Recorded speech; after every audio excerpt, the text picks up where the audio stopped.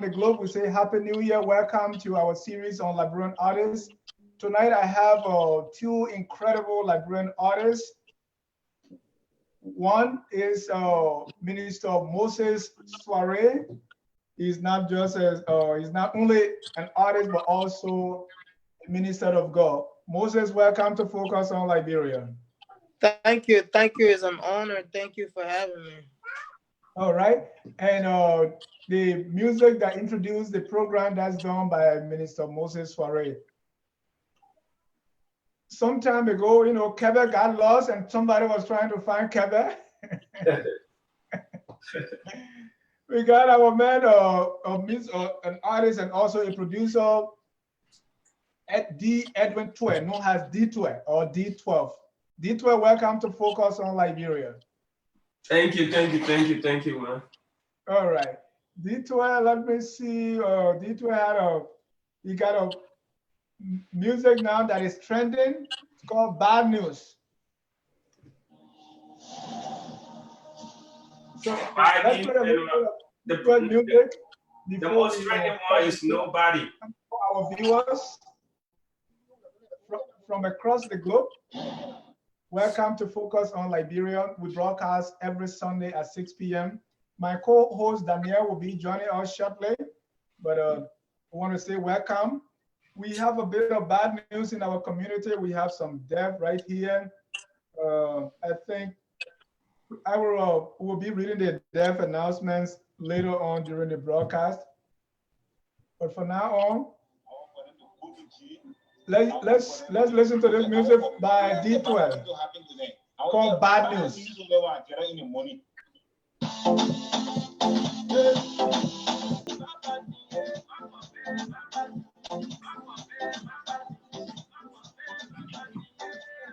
Gentlemen, it's my pleasure to have you tonight. Let me start with you, Minister Swaray.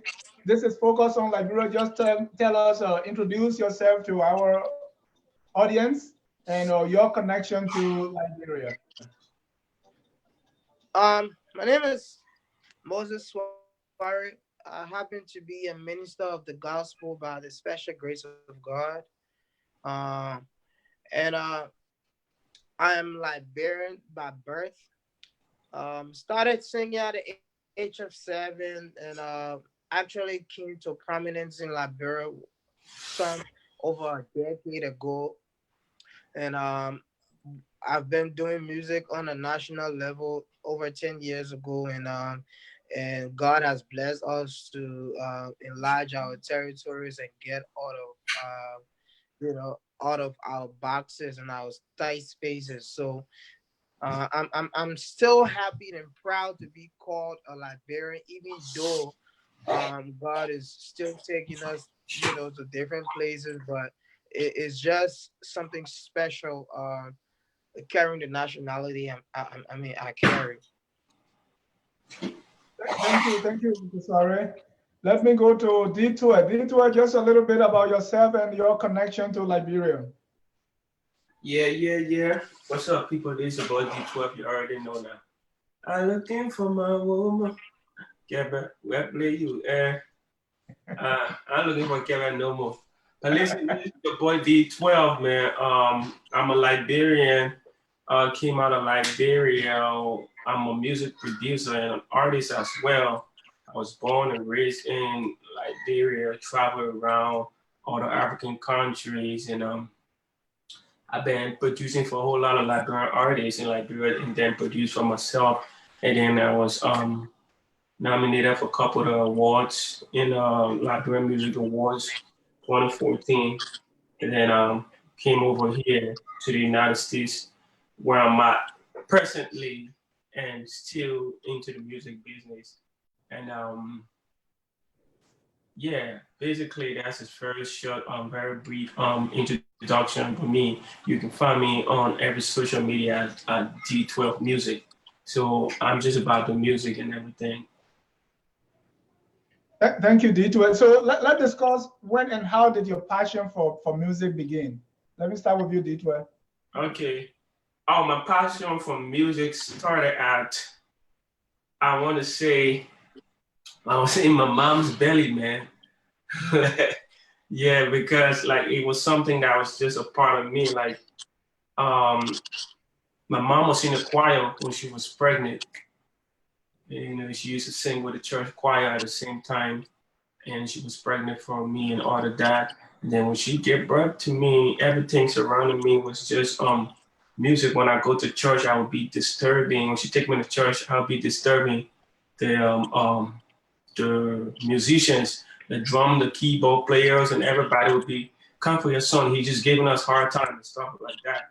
And, you know, but basically I started growing up and just around music and stuff like that. And I started when my dad took me out to an event or wherever, people would surround me, and I would be singing, I would be dancing. They would all when the music come on, the whole crowd would just come around me because I had a groove, I had the move and everything like that. And, you know, so it just started from very small. And then when I started growing up, I realized that, oh, this is what I love to do. So and I just keep pushing it and keep focusing on it, keep doing it. And I mean, it's my passion. So the inspiration is just from within. You know, it's just something that I love to do. Is like I can survive without doing music. I don't see. I can do some other thing, but it just have to be music attached to it. Yeah, so I mean, it's just been like that since I've been growing up. I traveled around. I traveled to Ghana. I survived on music. I was playing piano for some churches, and then I moved to Nigeria. The same thing. I was playing for a church called Christ Embassy in Nigeria for like a couple of years. They took care of me, sent me to school, and do all of that. And then I started working in some studios in Nigeria and stuff like that. And man, I started singing background vocals for some Nigerian artists. And then at the same time, you know, helping in the studio as a studio boy while learning, you know, the process and everything. And as time goes on, I went back to Liberia from Nigeria and started to produce and make music and then try to bring a little change in the game. We took the Afro pop beats back to Liberia and we started making Liberian artists to like sing on the Afro pop beat first. People just singing on like rap beat and stuff like that. So we just changed it around and then it just started going. But basically that's how I started and just where I'm at right now. Thank you so much, and we're glad to have you. And you say you found Kevin already, but we'll talk about that later. So, Minister Swaray, the same question. When and how? I know you already spoke that you started music singing at the age of 7. So tell me more about when and how your passion for music started. It's not just a passion. It is my every existence. It is who I am as a person. It is my being. You know, it's not like I knew something else and I was good at something else before taking on music. So, you know, I grew up to parents of two different religion, father Muslim, mom Christian. Um, Music was where at an early age I used to wake up 5 o'clock. I hear music in the smallest things that people don't pay attention to. So even before I started singing in the church, I used to wake up at 5 o'clock because I used to like the imam who used to be praying in the morning. I used to like the tune and the skills in his voice. So everything, my entire life has been based around sound and things like that. So by the time I hit 7, uh, in my refugee life back then in Africa, people already started knowing me now to be, oh, that little kid is a prodigy. By the time I hit 10, 11, 12, I was like an assistant director for the youth and young adult national mass choir in the Ivory Coast. And so it just continued like that. So for me, music has never been my plan B. It has always been my plan A, and my plan A. So, you know, it's not more of a passion. It's more of who I am. You know, it's just who I am. Moved back to Liberia in 2002. Uh, won a national singing competition that is equivalent to American Idols here. How they have American Idols here, but then that was organized by the United Nations and the Liberian government. So after winning that, it opened doors for me to kind of like work with United Nations on different things, and I was able to release album, won couple of more awards, and after that, you know, so over the years, besides music, I've served as a climate change ambassador to West Africa before, a spokesperson on sexual and gender-based violence. I mean, gender-based violence and sexual exploitation and against women. So the music has connected me to other things to serve and speak out in those capacities. But for me, music is not just a passion. It's not something I just chase because I like doing. It's actually everything I am and everything that I know, you know, that I am as a person. Wow, that's incredible. Well, ladies and gentlemen, if you are just joining us, this is Focus on Liberia. We are discussing Liberian artists. This is part 4 in that series. My guest tonight, I have Minister Moses Swaray and Mr. D. Edwin Tweh, commonly known as D. Tweh. So, D. Tweh, do you have any formal training in music, or have you received any training or anything in music or the production you do? Yeah. Of course. Of course. I didn't start with being doing music formally first. I started playing music by ears, whatever I hear, and I started like playing like that first before went to Peter King's College in Nigeria for music. That's where I got a diploma in music and production to sound engineering. That was in Nigeria. That's where I had my formal education, like music production and sound engineering. At what you call it? As far as music, I keep learning every day. I got online courses I'm still doing. I just feel that I don't want to start learning music.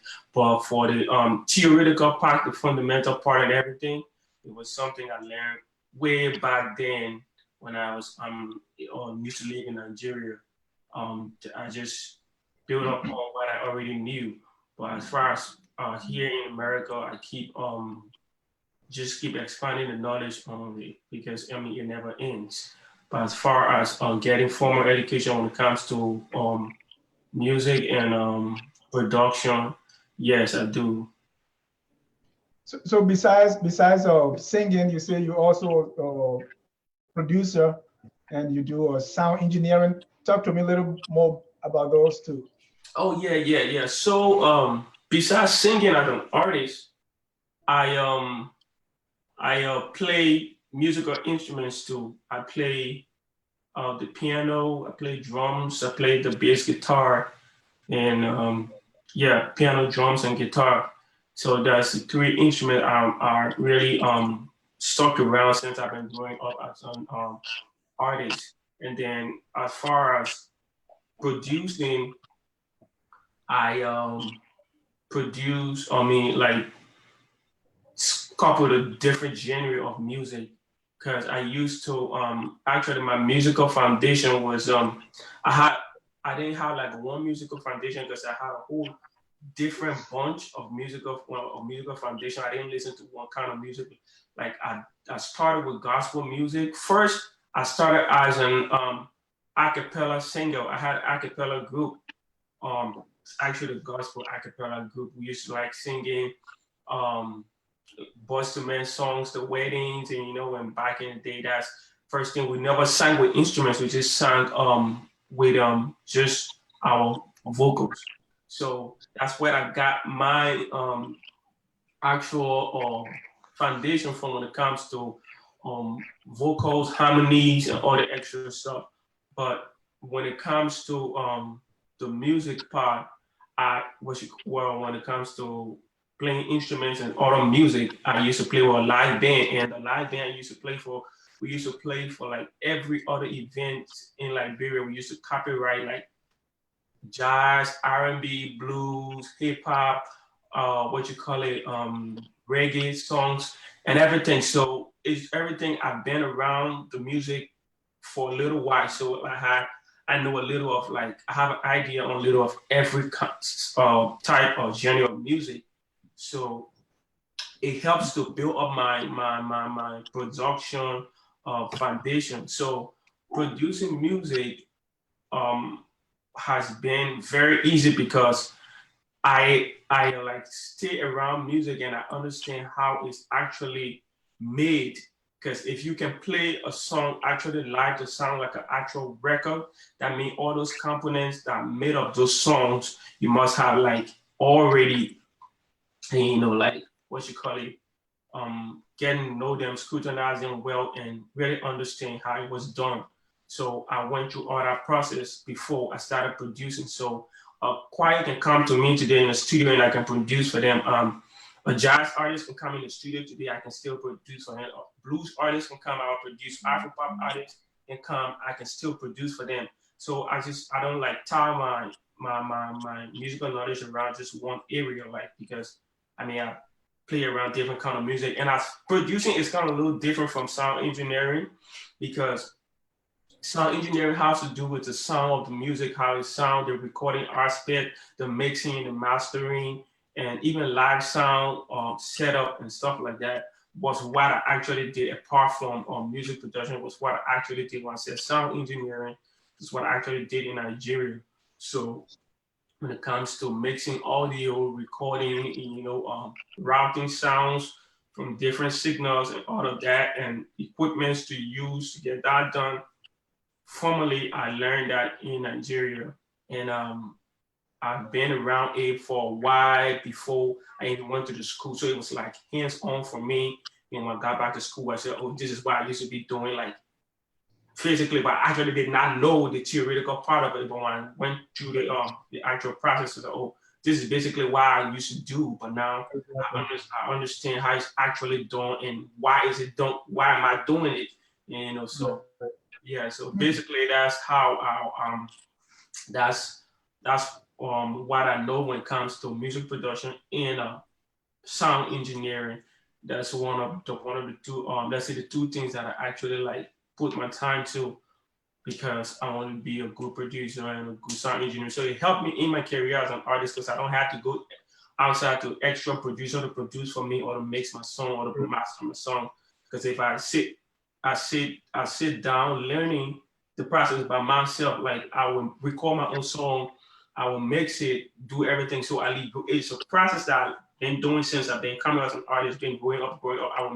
I will record a song, I will mix it, master it, I will mess it up, and then I'll go from that stage to another level. I've been doing it to my own projects until I get to the extent that my song, I started to like sound like actually how I wanted them to sound like, Yeah. So yeah. So basically, for me, I think that's an advantage for me as an artist. So No, definitely. yeah, so Definitely it is. yeah, I can just wake up today and say I want to record a song. When I got an inspiration upstairs, I just run downstairs in my studio, I record. I can release it the next day, and I just feel. I mean, that's one of my strengths when it comes to music. That's wonderful. And I saw that when you were trying to put the pieces of Quebec together. That was broadcast live. Yeah.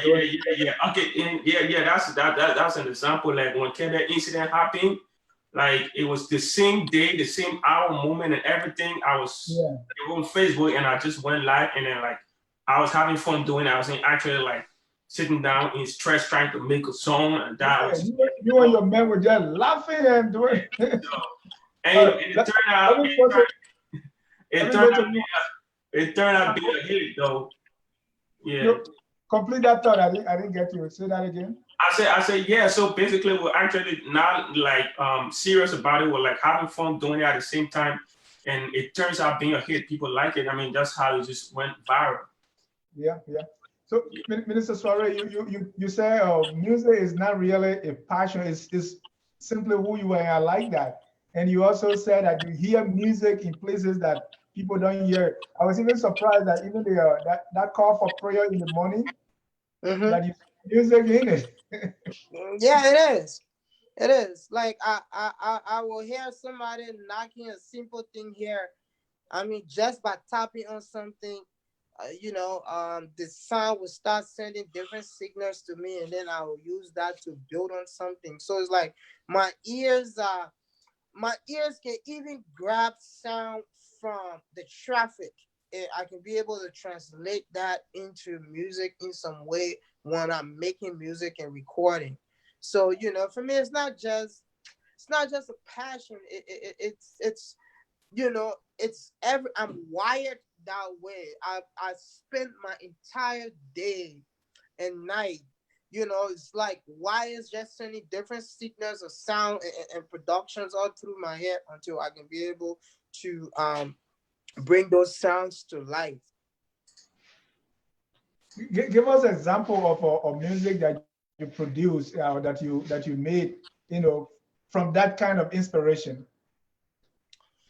I will I will give you. All right, when I was recording a gospel album 2 years ago, um, there is an African song on the album called Overflow. The album was a worship album. I wasn't really putting an African song on it, but 1 or 2 days chilling in the studio, I just thought to myself, what if I took a mandingo and Arabic sound and mix it with a bassa feeling? What's going to be the outcome in a real, when it comes to an African song? What are those two things going to sound like? So, um, I did that and I put it together. Now, it was something I was trying out, but a lot of people tend to like the African song when they heard it because what happened to it was it sounded different. So I always want to do things um, that do things that stand out, and standing out comes with a price. Sometimes you're not going to be liked for it, but the truth of the matter is people get to appreciate you for standing out in the long term. So I'm not afraid to take risk. I'm not afraid to stand out. I'm not afraid to go beyond borders. I'm not afraid to break boundaries and things like that. So what do you credit as the start of your career? Was there any special music that you think really launched your career? I grew up my whole childhood life in the church. Like I said, about 10, 12 years old, I was already a choir director. So I could take any song, any Western, because usually it's Western songs, all Western songs we used to do at the time, growing up in the church. So I could take any song and listen to it and be able to teach it. So my entire career actually came from me doing music in the church, even though I left church music for a few years and went on to inspirational and secular music, so to speak. But um, church music was my first love, so it was only the matter of time that I was going to come back to that. Great. And did we want to play or something now? No, no, no, no. I was just thinking around listening. Did you did something for Ebola, right? Yeah. How did that come about? And you know, and how did that whole thing come about? And what was the outcome, the feeling? How was it really received? Yeah, so the whole Ebola thing, we already know why that stuff was crazy. That Ebola stuff, when it happened in Liberia, um, normally always I was just used to being in the studio, and I worked with a studio that had a radio station, and I used to be there the whole time, and I had a monitor from the radio station right in my studio, so I'll be listening to everything that play on the radio and stuff like that. So I like this. I started hearing on the news like there's something happening in this place. Interior, somebody ate monkey meat and somebody this happened, this person died, Ebola is coming in the country. But it was just on the surface. Nobody was like seeing anything like really happening. It was seen around 2014, but I think it was like early 2014 we started hearing 14 we started hearing that news. So it's like this thing we started hearing death news from the interior and stuff, but everybody, and we keep hearing the radio on the radio, but we're not seeing anything. So everybody know Liberia now. If the thing that really happened right away, for them to see it, it's gonna be hard for them to believe it. You know what I mean? Yeah. So at that time, people were like, Ebola, nah, man, I think it's serious, and stuff and things like that. But you got people that decided giving information. People shouldn't shake hands. People shouldn't touch their friend. People shouldn't do this one. They shouldn't do the other one. They shouldn't do the other one. So like, and people were like overlooking it.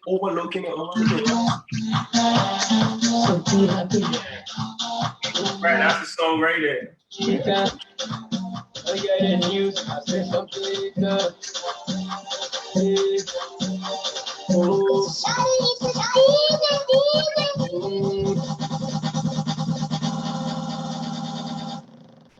Ebola is that, don't touch your friend, no touching, no eating something dangerous. Ebola is that, don't touch your friend, no kissing, no eating something dangerous. Ebola is that, don't touch your friend, no touching, no eating something. So what do you think was the impact of that song?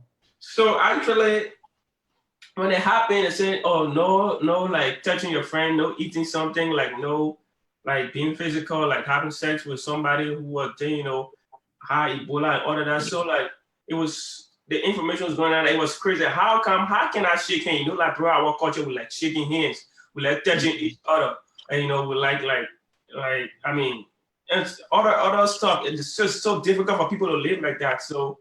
And people were overlooking it. So like I came out, one of my friends came to visit me at the studio. He said, let's record a song. I said, I have an idea. He said, what it is? I said, there's something going on right now. Ebola, people keep ignoring it. I want you to just send a message out there.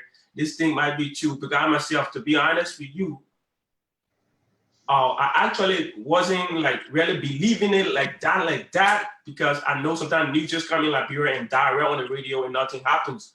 So I was like, people doubting it, but it seems serious to bring death news. So why not we just put it into song for where people can dance at the same time and get the message. So he said, yeah, that's cool. So I came up with a hook and everything. We recorded the song and we dropped the song right around that time. And right at the same time we dropped the song, it was the same time I was on my way to the United States. Like actually we were on our way to the United States for the Liberian Music Awards. So it wasn't like really serious in Liberia, but when we dropped the song just went viral in 2 days all over the country. The song was, people were dancing it on the street and stuff like that. Vice TV came to Liberia. They did an interview that had millions and millions and millions of views on YouTube with the song on it. And so when we did that, like the whole country started getting the information. I believe it was serving the purpose. But at the same time, people were still dancing to the song and touching each other in the same time. So it was like crazy. But when we like left the country, that's how it actually boomed in Liberia, and people started it started coming to the city. And, the epidemic spread. People started, close friends, relatives started dying and stuff. So I was like, oh, this thing is actually what's really serious. That's when the actual video we did for it, an interview and everything with Vice TV, it went viral in America. I went on a couple of radio station here and TV station for interview when we came. Like we went on like CBS TV and all of that. They interviewed us and like how we came out with the song and everything. But the situation it's a sad situation. People lost their life and everything. But I think at that time, the music brought a whole lot of awareness, but as far as inspiration, it was just the news, as an artist, as for me, I make music based on probably things that like happen around me, like real life situations and stuff like that. That's how I sometimes get inspired. Even though I make some part of music, but I love music with that has something to do with the society, where people can relate to and stuff like that. So normally when things happen around me, That's how I make music. So when that happened, that's how I got the inspiration. Oh yeah, okay, I think I can do something about this. This is the word I going around. At least I can spread my own message through my music. At least people will listen to me. And so basically, and that message was very clear and succinct. You know, people could easily grab what the whole Ebola thing was all about. So Moses, you are no stranger to humanitarian work, and you hinted that earlier. Tell us about your work with the UN. I think you work with the UN ICCO. Just tell me a little bit about those two. Yeah. You know, when I actually came to the scene in Liberia nationally, and I came in a way that it couldn't be ignored. That is, the singing competition was a national event, you know, and the awards was to be given by the president and things like that. So after that, after winning that competition, the entire country already knew who I was right away. When I mean the entire country, I mean villages and tier, and you know, they already knew the name. So when I came, there were a lots of issues in Liberia at the time, post Civil War. Liberia, you know, kids were still trying to be disarmed, and rape was a major issue. I mean, it was even at an all-time high at the time. There were lots of issues, violent issues, violence, and mob violence issues. So too many things were going on. So, being the thinker that I am, I was able to work alongside the United Nations community outreach, with some excellent men that work there, and they put these programs together. And me as an artist, as this like an artist for the United Nations at the time, I was able to join the UN in a nationwide campaign for sexual exploitation, against women, to speak out against rape. So we flew to every county in Liberia, not almost every county, to put the rape issue out there. And after that, rape the rape bill was passed. The rape bill was passed by the national legislature and signed by President Salif at the time. You know, I also serve as spokesperson for different youth organizations against violence, and they different things. You know, I partner with an organization in England called His Church, and they came down to Liberia, and they were also connected to the vice president, His Excellency, VP at the time, Joseph Nima Boakai. So we kind of went nationwide, divided stuff. So I was more into humanitarian business, and still doing music at the time. So there was an organization based in the Netherlands. They were selecting, they were trying to select two youths in Africa who also had a music background or television background or some artistic background, but that could really push forth their climate change agenda in a way that it could be very effective. So there were thousands of young people names that were sent in from Nigeria. I mean, big name Nigerian artists and other young artists, people name were sent in. But the reason that they came to Liberia to get me, because apart from being an artist, I had a successful record with campaigning with United Nations. And United Nations is everything to a certain extent, because when you do something with United Nations, you are being published in a UN newspaper in Liberia, in New York, around different places where the mission is taking place. So it was easy for them to find out about a little guy like me who was musically leading a whole campaign nationwide against rape, and I had the support of the government and the UN. So They came to Liberia. We had a meeting. They told me why they thought I could represent them well. So I was invited for the International Climate Change Conference that was held in Denmark, Copenhagen at the time. It was in sometime 2010, 2011. And that conference was addressed by Angela Merkel, Barack Obama. It was a world conference. You know, almost every country had a major delegation. Even Liberia had a delegation there, but I wasn't part of the Liberian delegation. So I was with the Dutch delegation, even though I was a Liberian. So I served as climate change ambassador for a while. And later on, when I decided to resign due to some political things that happened about me carrying a contract to Liberia, and you know, certain people at the time in the government, you know, wanted to do some little babatiti uncover, you know, how we say it in our everyday Liberian saying. Yeah. So later on, it got frustrating working with my own people, because here I am. They say, "Oh, he's an artist. What he know about bringing sustainable energy?" You know what I mean? Yeah. And these were things. I was representing an organization that is huge and is connected to big sustainable energy companies in the Netherlands and the Scandinavian countries at the time.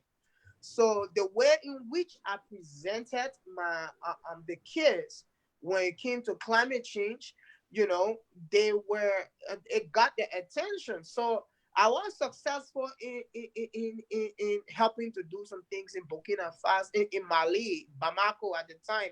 But when it came to my own country, it became, you know, something hard. So I said, well, I'm just going to, you know, later on, I kind of resigned and left, you know. So, and that was it. And then for my place back as a gospel artist, I was still doing secular music, but that musically, that wasn't it wasn't very fulfilling to me, even though I was successful at it to a certain extent. I was traveling to the States on vacation at the time, going back to Liberia, but I just felt like God had a place and time for me.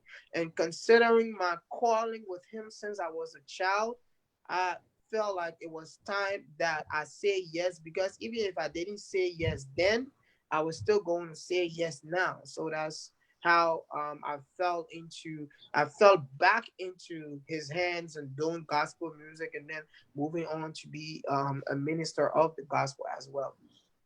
Amen. Is that how you came to write the song "I Surrender"?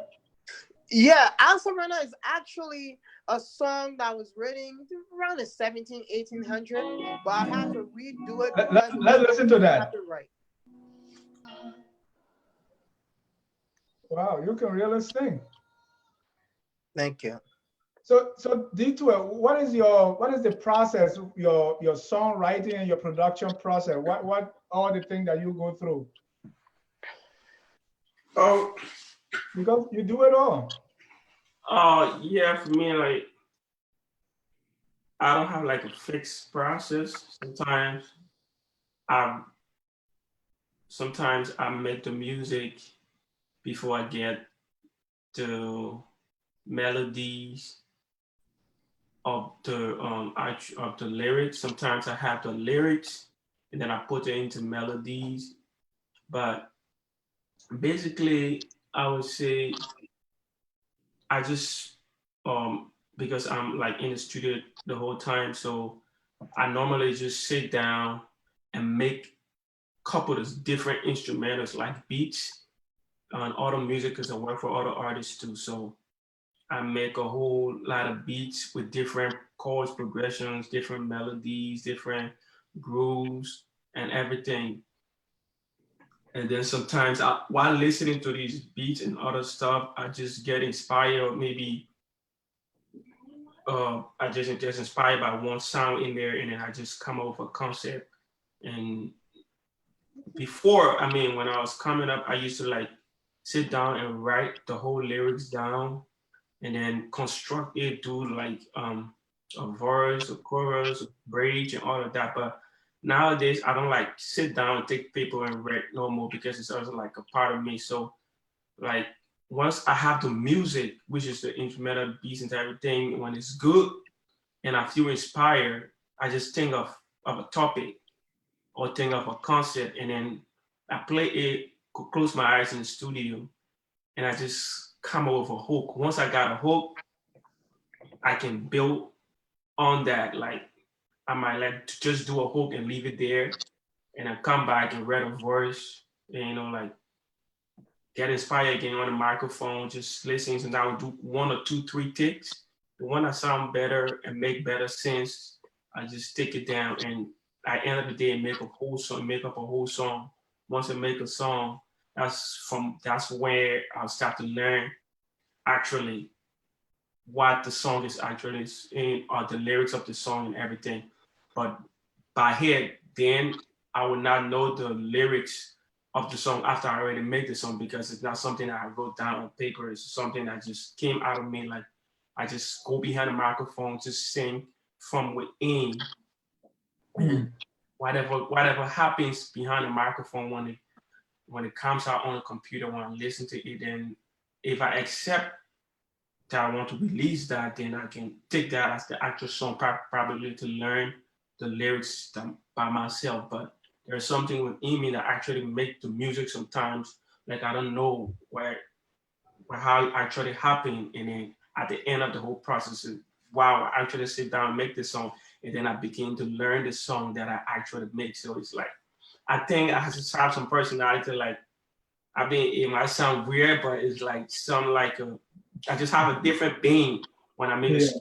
Like something just come upon me, like when I'm creating, that creative like spirit just come around. So some of the things I actually do when I'm even like playing or making instrumental stuff, when I listen to them, like how did I actually do that? But I just think, and when I get out of that zone, that creative zone, I just become a different person.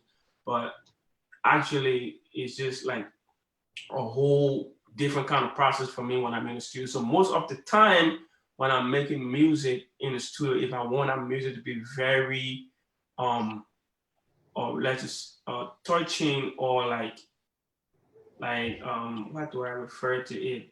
I want the music to make a great impact. What I do is I just isolate myself. I don't be in the studio with anybody. I don't vibe with anybody. I just like be in the studio by myself, turn the lights off, and just listen to the music. And I don't write.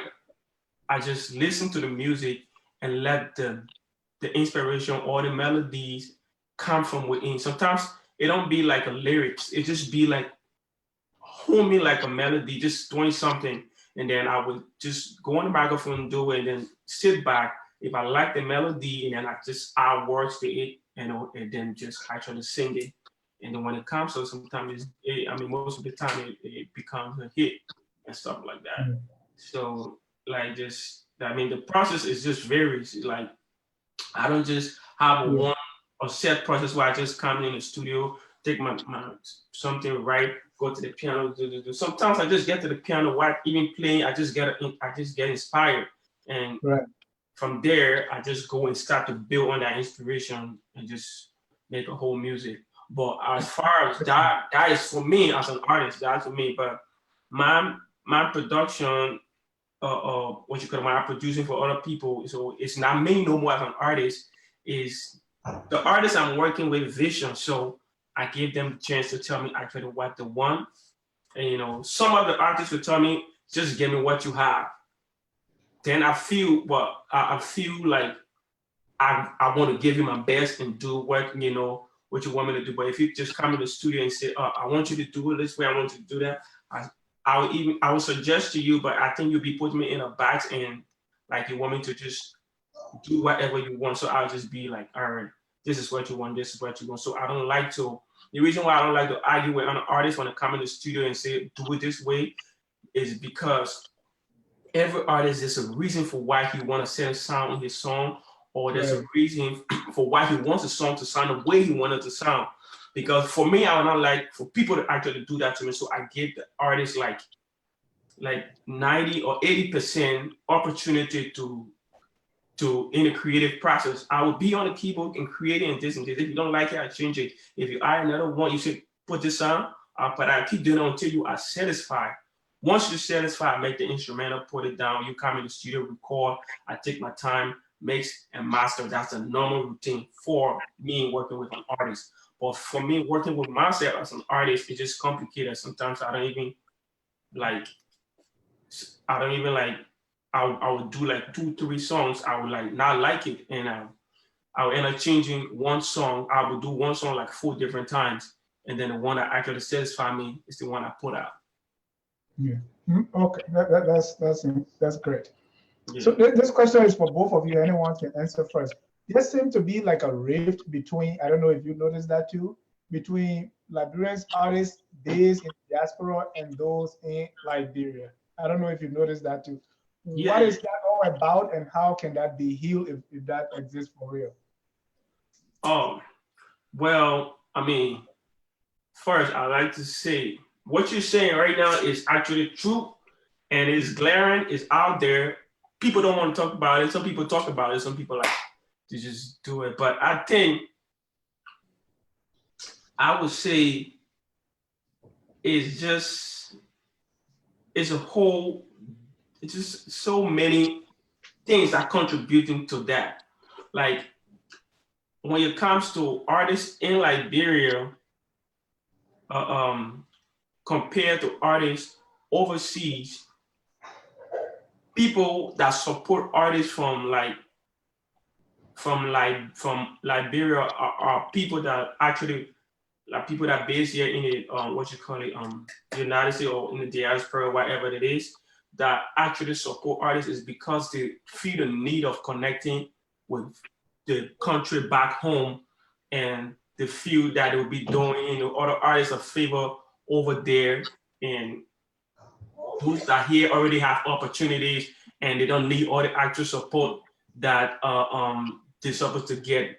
The thing that artists in Liberia actually need more support than the artists that's over here.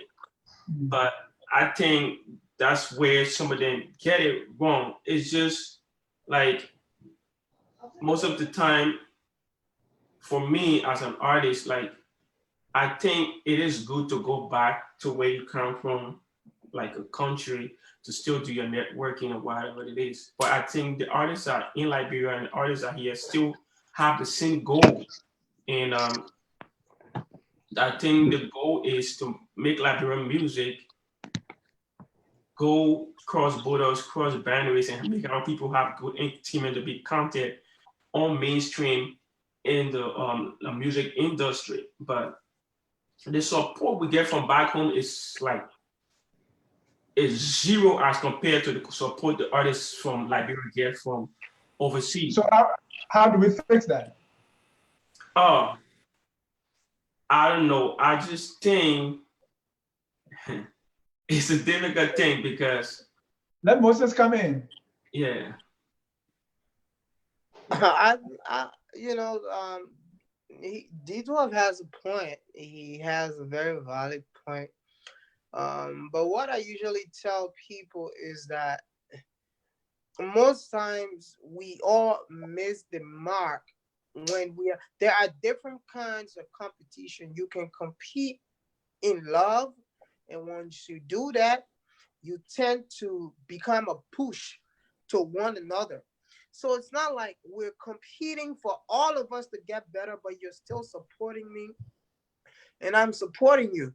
But once you start competing with envy, then it becomes a problem. And what a lot of us Liberian artists are not realizing is that we are not our own competition. The real competition is out there. The Nigerian, Ghanaian, South Africans that are making it. That's where the real competition is. So if you really want to compete, that's where you should be making your work and showing your work, because it doesn't make sense competing in a place where there's not even an industry. Considering what the word industry is, there is not even an industry. So We are all missing it, and there are people in the back that are pushing these kinds of things, regardless of where you live. America, Australia, Liberia, you should be treated based on the level of your gift and how well your gift can represent the country. Your location should not matter. So if there is a Liberian that live in England and he's very good, he should be giving even more attention than some of the people in Liberia that are not as good as him. Because at the end of the day, when that one Liberian artist need gold, is the country need that gold as well. So that is the thing that we are actually missing. We are not putting and branding the country in a way where the country comes first. We are actually putting where we want to become first. So at the end of the day, people are putting people up there based on their friendship and based on their relationship and connection, and not even based on their level of the gift. Whether you like it or not, everybody not equally gifted in any society.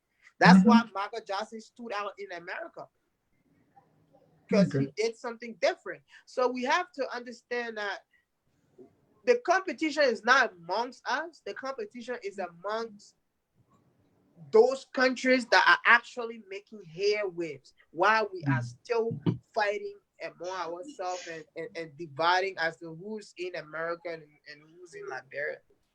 Okay, stay on that same line of thought, Mr. Swaray. You've been very critical of the Liberian Musical Award.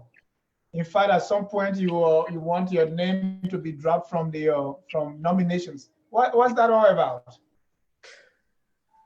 No, I absolutely respect their commitment to put to organize an event that represents the country. But when you want to do these things, I believe that there's a difference between a certificate ceremony. When you're certificating somebody, you're just certificating them based on, what you think they have done. But when you decide to do an award, that means that it should be credible. It should be given to people who merit it, not people who not people who you just have relationship with, or you should be transparent about what you do, so we can see the wrongs and we'll be able to correct these wrongs. Over the years, some of us, I'm not speaking for everybody, some of us have invested a whole lot into our craft to be able to get out there, and we're still trying to do our best. So the standards that other people have, it's probably not the standard I have for myself, and I shouldn't be held responsible for having a certain level of standard. Over the years, I don't think that these award ceremonies have been doing things right. I'm not saying everything is going to be 100% correct, but if the awards lack credibility and transparency, then there is no need for me adding such an award to my list, to the list of achievements I have, because then it's not going to be something that is of merit. Every time I see it, it's one thing when you see something and know you really didn't even work for it. So it's just a thing. People are just making decisions. You see an award, sometimes you really wonder how some people even got in the nominations when they didn't work at all, when nobody even heard about them doing a year at all, but only because they're connected to somebody on the nomination committee, so they end up becoming a part of the nomination. So I hope in the future they can get better, and some of us will be a part to put our work. But right now, I'm not going to spend $25,000 to $30,000 on an album and get done doing that, and then you put me in a category with somebody who really didn't work at all, and probably release one song during a year that nobody did not hear. And then because your voting process is so not transparent, it's so flawed, one person can sit down on a computer and vote 300 times, and then that person automatically win the award over somebody who everybody know has been working hard. I don't think I want to throw my work in that, but I hope they can become better in the future. And when they do decide to become better in the future, it's not that we don't have the minds to help make these events great, but they tend to go for different things. They tend to go for people they're cool with. So they're not going for people who really have the experience and the know-how in, you know, making these things work. So it has been my problem with that. Now, I don't really have a problem with that anymore, because I have said that I don't want to be a part of any Liberian awards right now until I feel that it's time for me to be a part of it. But the only reason I'm speaking out, because there are artists younger than me who are also working hard, and they do deserve the right attention and recognition.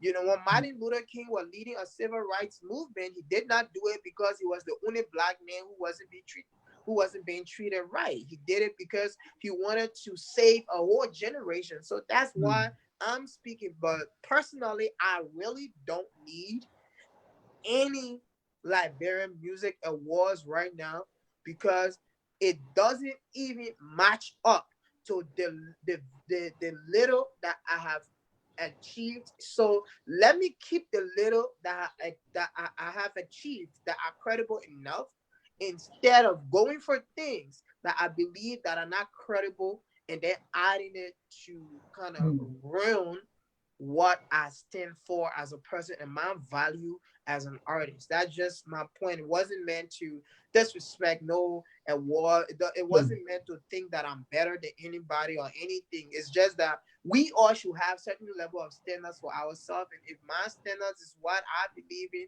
then I should be respected for my opinion as well. No, I respect it. I don't know if D12 want to get involved with that, or we can move. Yeah, definitely.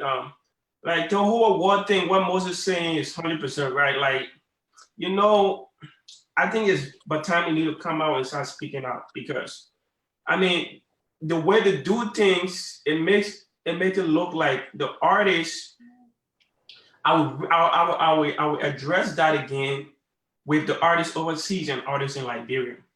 So they make it look like the artists in Liberia is working so hard better than the artists over here. So when they're doing the nominations, they just do it right around in Liberia and right in the community, and forget about those that are working hard over here. I mean, there's a whole community over here. There's a whole bunch of different things going on here as compared to Liberia. Liberia, people, the artists are on ground. They have more radio plays, and they're in the country. For us, we only have opportunity on the internet, Facebook, and what have you. So if we send our music back home, people don't even like want to play it on the radio until you pay them some money. They will play it one time and they forget about you because you're not there. So it is difficult for you to even say you want to still network back home what you get, because it's just our people just want to use you, eat your money, and don't even care about whatever your music is doing back home. So basically the whole nomination thing and the whole award stuff, I think, is just based upon who you know and who you think is doing better. It's not based upon merit. And an award, to be honest with you, if anybody wants to give an award to anybody, any organization, it should be somebody who it should be an organization that is very credible. And because this is the thing, an award can set a person from one level to another level. If you're an artist and you win a Grammy or whatever award it is, it sets you above other people. It tells them that you've been working very hard, and even if you are charging, your price go up. It just places extra value on you as a person, as an individual. So most of the time, I see people be saying, "Why do people give me a award and not give me money?" A award is not, but unless it's like a award that comes with a value or monetary value and stuff like that. But most of the time, a award, it just plays a price value on you that makes you stand out among other people, and then your price go up, whatever it is, your value goes up. but ain't nobody giving you no physical cash for an award. Even the BET, nobody gave them like physical cash. But if I win a BET award, you know my rating's gonna go up. You know I'm gonna get booked. You know I'm gonna, if I'm charging for anything, I'm gonna be on a big platform. I can get endorsement deals because of that. So if you giving an award and you just give an award because somebody go behind a computer, as Moses said, and voted 1,000 times for himself and get the award, then that's not been fair. You shouldn't even be doing an awards program because you're just messing up the whole industry. People that really working hard are feeling underappreciated and underrated.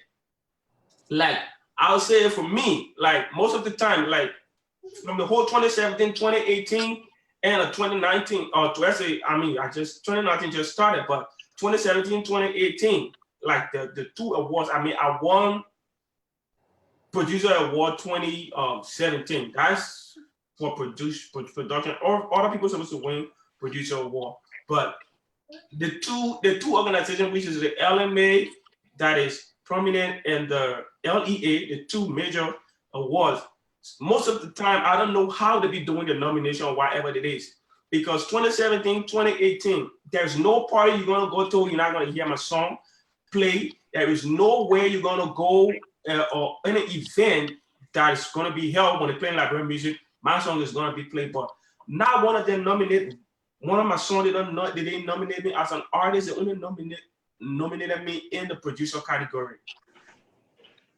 That I feel is very insulting. I could have said, "Oh, y'all take my name down," but sometimes you don't want to like be, too harsh and stuff like that. Like, okay, whatever you want to think, y'all want to do, y'all do. Because if you can put an artist for me that just did one song in a category, just did one song, I've been consistent for the whole year, and the artist win the award over me, then what's the point of putting me in a category with him anyways? Right. Okay. You see, that brings us to the let's talk about the challenges and how we can solve them, because that too is a challenge. I'm thinking that the artists here to have an organization that's supposed to be working with the one that is in Liberia. But let's talk about the challenges in the industry, both here with you as an artist, a producer, and also those in Liberia, the whole music industry. What are the challenges? Let me start with Moses, and we have 8 minutes to wind this down.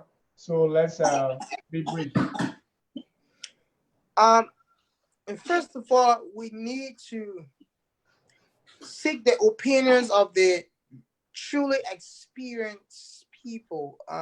You cannot select people and put them on the committee to make decisions for a whole industry, and you select people who really don't know what they're doing. It's one thing for somebody to tell me you know what you're doing. It's another thing for me to see your resume so I know your experience. You can't come to me and tell me you're a good tailor and I gave you my wedding suit to sew. I have to know. You have to show me your experience. What have you been successful at building, and what have you been successful at when it comes to the entertainment industry? So we have to get the capable people. We have to get the people with the right knowledge to do the right thing. And in Liberia, that's who we are. We do not like putting qualified people in positions only based on the fact if we like them or not. We will rather put somebody who can say a yes sir to me in a place to serve, as long as they are doing it the way we want to do it, and that's it. But we will not put qualified people only because of how we feel. So, and that's one of the reasons, even from our government level to everything, we're falling short because we tend to overlook qualifications over friendship. Wow. Man of God talking now. I mean, it's just the truth. So what's your advice for upcoming artists and those who want to be, successful in the industry? Just understand that Liberia, we really don't have an industry yet. That's what you need to understand. So don't get carried away by the one or two little fame, not even fame, the one or two little recognition and popularity that you're getting in your community. Set your eyes on something bigger, if you want to make music your career, stick your head to the goal, stay consistent, stay humble, and pay attention to the prize. Do not pay attention to the noise, because at the end of the day, you get distracted. And once you get distracted, you will get frustrated. And when you get frustrated, then it's going to be the end of what you really thought that would have been a good career for you. Detour, and if we want to hire you, someone want to hire you for a concert, or what is the process, or how can we get you, or someone wants you to do something in the city or want to get your music? Just tell me, business wise, how can we get to you? Yeah, there are a couple of places you can get me via social media. Get my management team. You can get the contact from my musical page, which is on Facebook, D12 Music. You can see that my management contact number is there. You can contact me through my page, and that's how even the lady contacted me for this interview was from my fan page, D12 Music, and my music is also on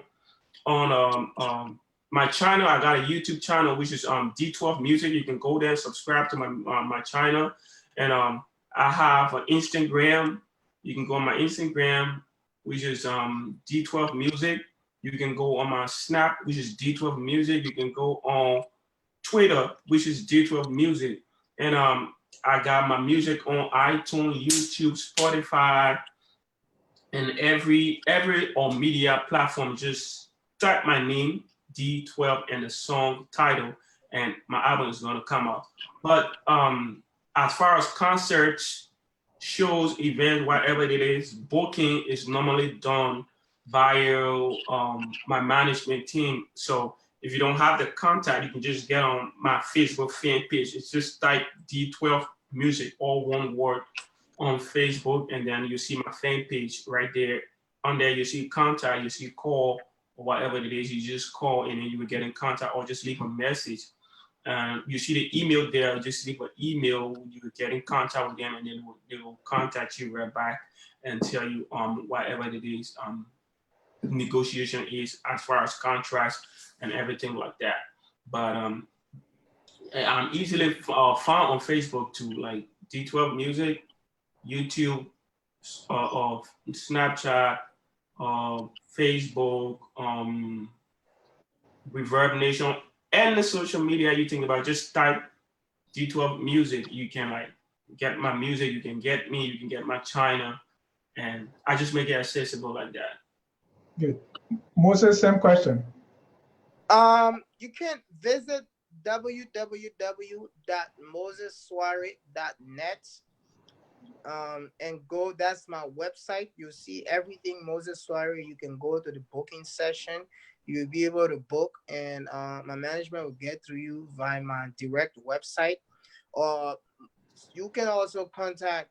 The right way to book me is through my website, but if you need any other information, you can go to Moses Swaray, my fan page, Moses Swaray Music, or my second page, Moses Swaray 2, and we'll still be able to get to you. All right. I promise before I give you guys a chance for your final thoughts, we're talking about Kevin, right? Right. So I want us to do, so prepare your final thoughts so that you can so we can just wrap it up for the day. This guy was looking for Kevin. He said you found Kevin now, right? Or not yet? I ain't think I seen. I don't think I found her yet. I think the question is for Tia.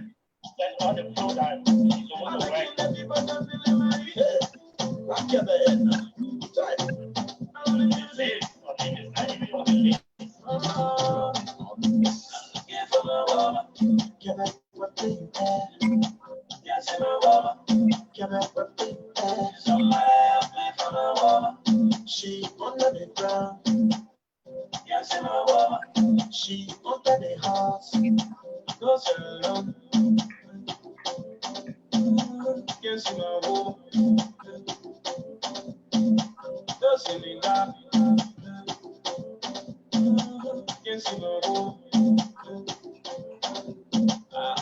But gentlemen, it's been wonderful talking with you. And before we close the broadcast, I just want your final thoughts. Let me start with you, D12. Yeah, I just want to say first of all, thanks to you guys for having me on here, and I appreciate the time and everything. But yeah, man, I want to say everybody that's watching and who's going to be watching later, just keep supporting Liberian music, and just all we have. Liberia is what we have, man. Keep supporting Liberian music, and go out and check out my new single. Is out. It's called Nobody. It's on YouTube. It's on Spotify, Amazon, eBay, or Apple Music. Just type Nobody D12. That's a brand new song that's off for 2019. It's already banging. It's all around in the clubs, all over, and people. I just dropped it New Year's Eve. Go and get it. And once again, I want to say I love all my fans. Thanks for loving Liberian music. Keep supporting, and shout out to you guys for having us focus on Liberia, for having us on here. And keep watching Focus on Liberia, because they are the best in entertainment, news, and everything else. So a big shout out to everybody in studios. Moses Swaray, what's up for you, bro? Just keep your head up, man.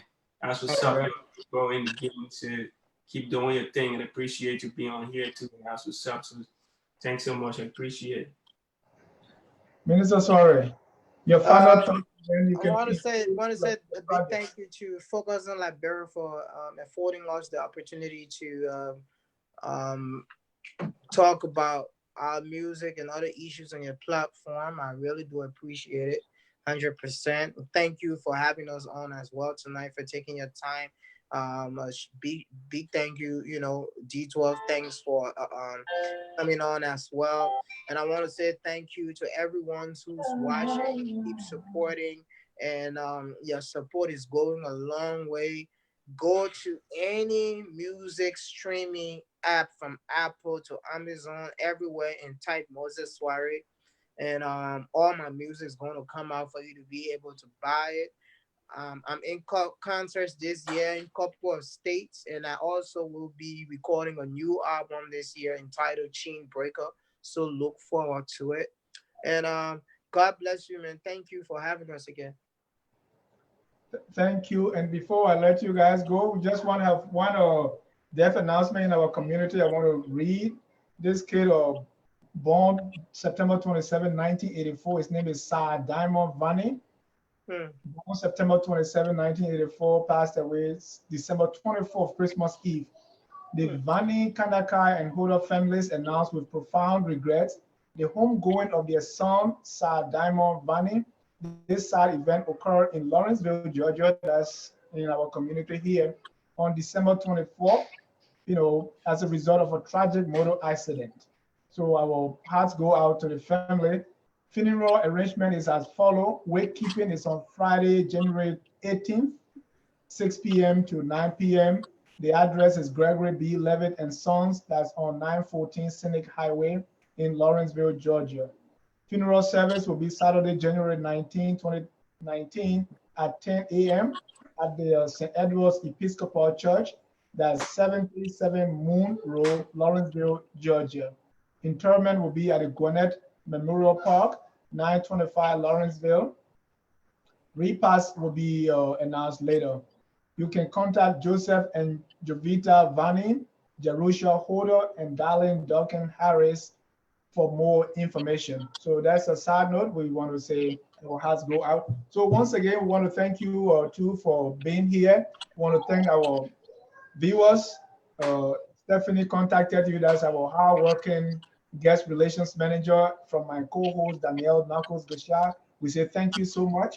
We want to thank all those that are watching on Facebook. Next week, this is the end of our series on the Liberian artists. We're going to begin a brand new series to really dig into the Liberian government. Most of the time, people, this person is at Freeport, and we all talk about, but sometimes we don't know exactly what they do. So we want to dig into that to bring to light what exactly these different ministries and government agencies are all about. So if you have, please contact our guest relations manager. That's send an email to Focus on Liberia Marketing, and someone will get in back with you.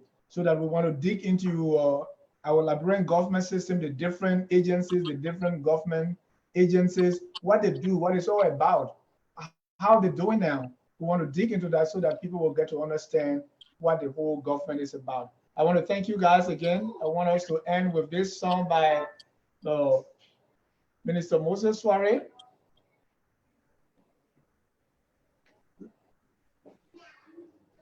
You want me to play a song?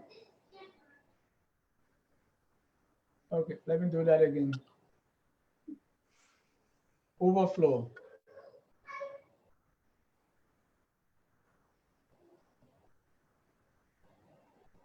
But it's good having you. I really enjoyed the discussion.